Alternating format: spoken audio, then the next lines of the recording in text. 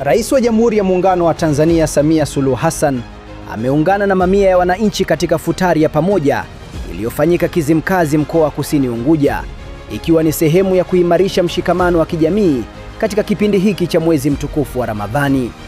Futari hiyo imewakutanisha viongozi wa serikali, wazee, makundi maalum pamoja na wananchi wa maeneo ya jirani katika hali ya upendo, umoja na mshikamano wa hali ya juu.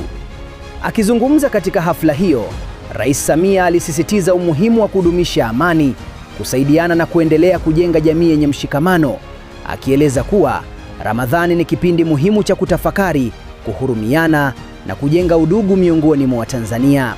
Aidha, Rais alionyesha kuguswa na ushiriki mkubwa wa wananchi, akieleza kuwa tukio hilo linaakisi nguvu ya umoja na mshikamano uliopo nchini.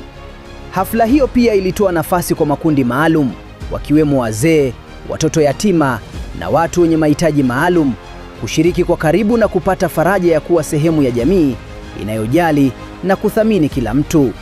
Tukio hili limeacha ujumbe mzito wa kuendeleza upendo, mshikamano na maadili mema, si tu katika mwezi wa Ramadhani, bali katika maisha ya kila siku ya Watanzania.